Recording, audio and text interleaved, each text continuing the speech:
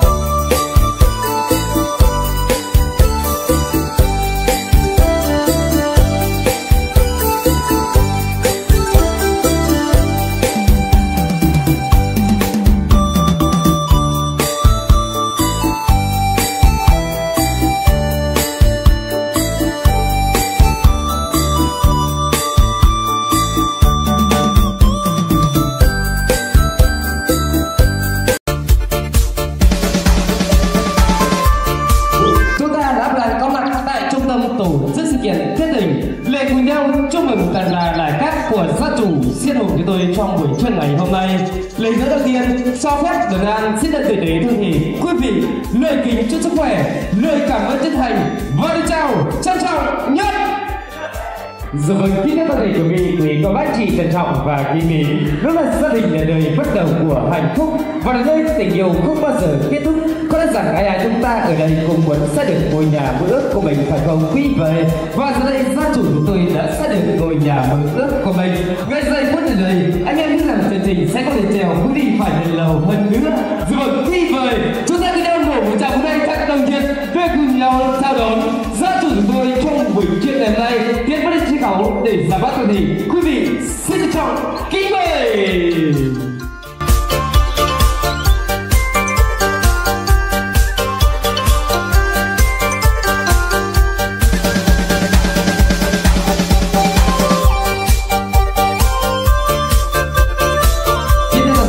Quý có bác chị trân trọng và kính mến, hiện diện sân khấu mừng tân gia đại cát, đó chính là chủ nhân ngôi nhà mới cho tôi trong buổi trưa ngày hôm nay. Vâng, kính thưa toàn thể quý vị thân mến, xin cảm ơn toàn thể các cụ ông cụ bà cô dì chú bác cũng như các bạn trẻ nam thanh niên tú, chúng ta đã không quản ngại nhường xá xa xôi với chút thời gian và ngọt của mình về nhau đến chung vui mừng tân gia đại cát của gia chủ sẽ đủ cho tôi trong buổi trưa ngày hôm nay. Sau đây ban tổ chức tôi cũng xin được trân trọng kính mời lên vợ chồng anh chị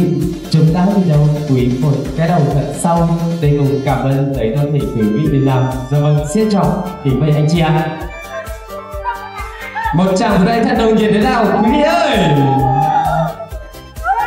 Dạ vâng, kính thưa toàn thể quý vị, quý cô bác chị trân trọng và kính mến, trong ngày vui hạnh phúc trở lại mừng tân gia đại cát của gia chủ chúng tôi trong buổi trưa ngày hôm nay thì cho phép Lớn An xin được nói vài câu bằng tiếng Thái nhé.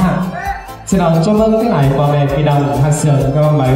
trên sân của mình ải đi qua cả mây đó thế dạo xả phá qua cả mây với đó có những món sẵn các bạn trò biển cho tải các bạn mới này bạn mới ma xã vẫn đi sắp vì đi qua có trắng bị biển hết khó các bạn mới sẽ đọc của mình ải vì có trắng kiếm mang hà lầy có trắng kiếm thành ngân kịch tập có cầm chắc có sù của mình ải vì có trắng nổi đến mắt dài bó xe đáng xanh dài chắc là bó xe tài đáng lán mắt cầu cái đáng nổ xì sai đi đủ trên đất của mình ải vì qua có trắng phải hà mư đằng bột đằng bò phải lấy mò đằng trang hà mư có đầy bơi đi bắt bì có trên cái mi sản phẩm tè lò vì lòng gây xin có trong những ảnh kia đâu mát trồi lại côn như họ lúc hoặc tà mát cũng sầu mà như họ ảnh sai sơ côn chàng tỉ bư sơ trang chắc trang kể nước nhớ làm sùng sơ thằng sầy chắc kể nước sùng đằng quảng tè lò vì lòng gây sắc đi của trắng hà đầy bơi đi vết trần bơi sẵn vết chết bơi lẹp chứ đi tỉ chết bật ngừng có mấy ảnh vì có trắng hà cừng bắt đo đánh có cừng bắt rú liền đòi cừng bắt bè tàu ghé cừng bắt mặn bắt dương ăn bạn xích dứt bực vì sân thầu thầu heo mua bè lại bưng ăn bạn cách há cốt lầm đó chiếc tiền bác có không phần ăn bạn xích dứt mặn sẽ nhiều băng vì chiếc tiền nhất là lì có mi cha trai tè lò vì nào nghe xin sắc là với biết sản thời xưa sau này thằng nào có biết ảnh thì các bà rất giàu thâu sau này các mình ảnh lòng du đại na đúc tả xưa này bài thùng bàn du đại hương không có phong bì bác cả bắt tụi không cho quần và quần từ nhất ba làng sụp cơ bà mấy trong chút lần ảnh lòng còn bé hao vừa được lớn chơi bảo hẳn thằn mày hùi diện với bạn hở tướng trả bàn hùi diện với mớm hở tướng trả quàng ngầm chống ta phải ca để đứng mà hồng hùi rút lòng rút hoa mê vào tàu màu hùi điện đu tàu hởi đấng sụp bàn hùi điện đu đàn bó hát nhân hù thủ thêm với chu xã đầy chu phủ chẳng đi nữa vì nào nữa. Dạ vâng, kính thưa toàn thể quý cô bác chị trân trọng và kính mến, đó là các cụ già ngày xưa thường có câu tàu trâu hoành ngựa làm già, trong ba việc đó việc nào cũng to. Tàu trâu cũng nghĩa là mỗi con người chúng ta phải chọn cho mình một công việc ổn định để nuôi dưỡng bản thân. Còn hoành ngựa đó chính là dây bước thăng hoa, đừng nắm tay nghề yêu đi đến suốt cuộc đời này. Còn làm già đó chính là cột mốc quan trọng của mỗi con người chúng ta phải không nghĩ về. Dạ vâng, kính thưa toàn thể quý thân mến, vào ngày hôm nay đây là ngày 29 tháng 4 năm 2025, tức ngày 2 tháng 4 năm Ất Tỵ, là ngày tháng tốt. Anh chị chúng ta đã một tiệc mừng tân gia chúc mừng ngôi nhà mới của mình. Cách đây vài hôm, ta thì quý vị chúng ta đã nhận được thiệp mời tân gia, trong đó có tên của quý vị chúng ta đã có quản ngại đường xá ra xuôi bất chấp thời gian và vòng của mình được theo đến chúc vui mừng tân gia đại khách của gia chủ chúng tôi trong buổi trưa ngày hôm nay. Đó chính là niềm vinh hạnh lớn lao của gia đình. Dạ vâng, kính thưa toàn thể quý vị, đúng là thuần vợ thuận chồng tất cả bình đồng cũng cả, đàn ông xây nhà, đàn bà xây tổ ấm, và giờ đây anh chị chúng ta đã xây được ngôi nhà mơ ước của mình. Ngay giây phút này đây, MC Tuấn An sẽ không để cho quý vị phải chờ lâu hơn nữa. Dạ vâng, quý vị tiệc mừng tân gia đại khách của gia chủ sẽ đồng chúng tôi trong buổi trưa ngày hôm nay. Xin chính thức bắt đầu.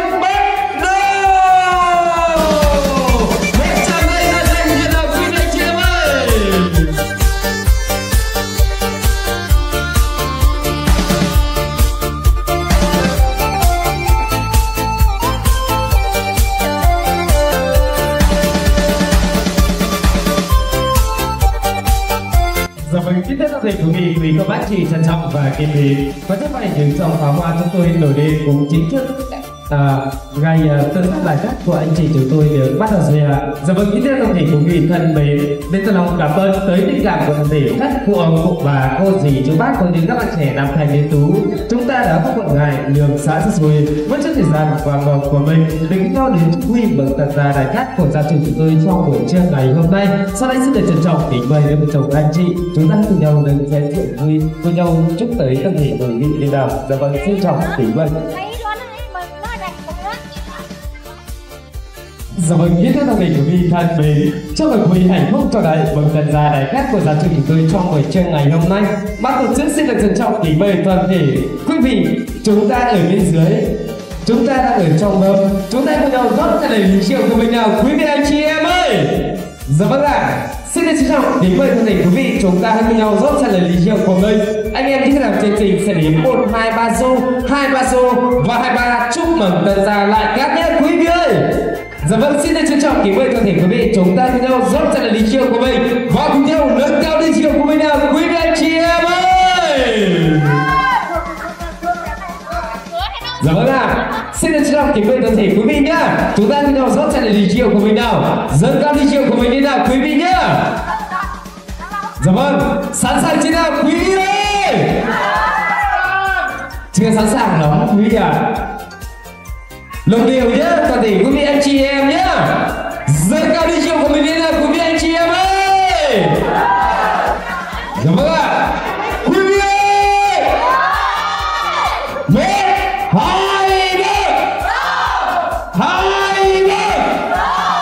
2, 3, chúc mừng tân gia đại khách. Xin mời quý vị ơi. Hào các chiến